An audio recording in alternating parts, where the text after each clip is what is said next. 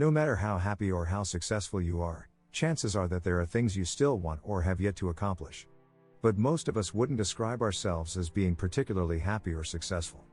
Most people are all too aware of what we have yet to accomplish, and would probably argue that the things we want outweigh the things we already have. Many of us feel helpless to choose the direction of our lives or to know precisely what it is we need to do in order to get what we want. We're safe, we're healthy, we're fed. But we're also tired. Many of us are lonely. A lot of us dread going into work every day. Our homes are too small for us and they're too messy. And we're too busy to do anything about it? Or at least that's what we've been led to think. In this report, you're going to learn how to take back control and just how you can get anything that you want in life. And it starts with just 10 simple steps. 1. Appreciate what you have. The first step is to appreciate what you already have. You may already be doing this, in which case, well done. But a lot of us are so fixated on what we want and what isn't quite right, that we forget to take stock of what we have already accomplished and what's right in front of us. This is a habit you need to kick ASAP, because otherwise, you'll never feel as though you have the life you want. A good way to start changing this habit is to adopt the gratitude attitude. And a good way to do that is to take 5 minutes every day to write down 3 things that you're grateful for.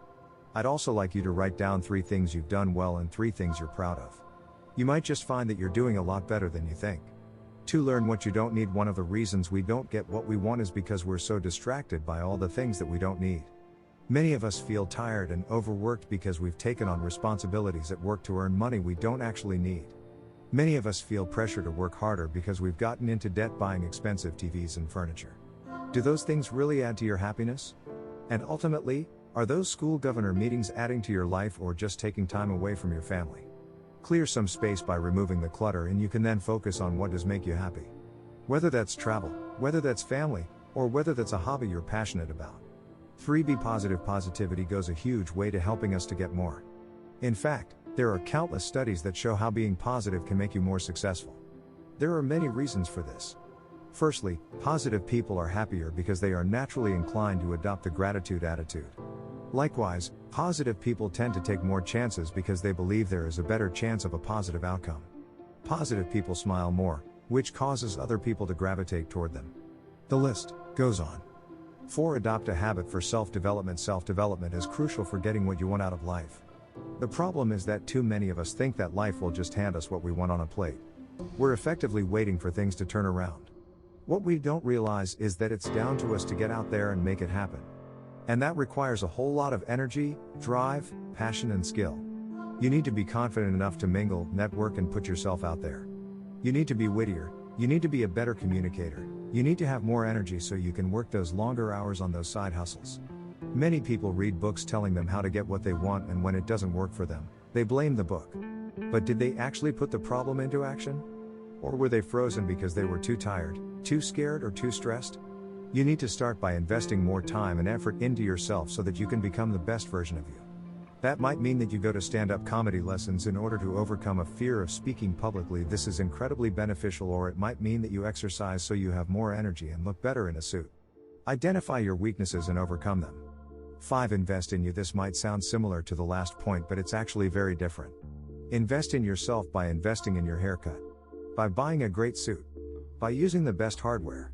When you spend more on the little things that impact the way you come across to others, you begin to use the law of attraction. That law tells us that as you act, so you become. If you keep acting like someone who is successful, and if you look successful, then you're going to find that more opportunities come your way.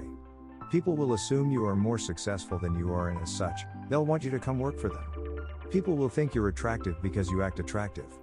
So you'll be able to date better looking people. It really does work, so long as you put in the work to back it up. 6. Take opportunities. Life hands out opportunities all the time, and the only thing that stops us from fulfilling our potential is that we often miss those opportunities and don't realize they're there. You might think that you should only accept relevant opportunities, but this couldn't be further from the truth. Instead, you should take any and all opportunities as they arise, and you should keep on saying yes. There is no such thing as an experience that isn't relevant to your success, as you'll see if you read the full ebook. Try your best at everything you do. Always put your best foot forward. If a management course comes up at your work, sign yourself up right away. 7. Know your worth. This is so incredibly important, and sadly, it's something that very few of us can claim we do. Too many of us suffer from what is known as the imposter syndrome. This is the feeling that we've lucked out, that we aren't really worthy of the opportunities that have come our way and that we are just faking it. It's very common to feel that way, and in fact, you might be surprised at who else feels that way. You know what though? If you got there, you deserve to be there. Accept that and demand that others accept it too and treat you as such. 8. Know what you want. We talked about knowing what you don't want, now it's time to consider knowing what you do want. So many people will find themselves in a situation where they realize they aren't being paid what they're worth. So they go into a meeting to discuss a raise. But what should you be asking for? Knowing what you want out of life will remind you of how much you need to make your dreams happen. Moreover, knowing what you want out of life might lead you to realize that more responsibility and more pay won't make you happier. Maybe you ask to work 4 days a week for the same pay? It's very different, but it could make you hugely happier than the alternatives. 9. Springboarding is a concept we talk about much more in the full book. The basic idea though, is that you can use success in one area of your life to be successful elsewhere. Alternatively, you can use success in one career to launch a new one. Very often, this means that you take the less obvious route to the top. Instead of just climbing the ranks in a business you hate, you might instead use the money from your job to publish and market your own novel. Or you might use it in order to start your own business and take those contacts. 10. Persist. There are very few things in life that come easily. There are very few things in life that can happen overnight. Most things worth having, whether that's six-pack abs or a successful business, take persistent effort. So patience and persistence are therefore two of the most important things you can possibly cultivate if you want to get the life you feel you deserve. Often this means outlining what needs to be done and then just doing it. Every single day. Without fail. If you can do that and keep your eye on the prize, then you can accomplish nearly anything.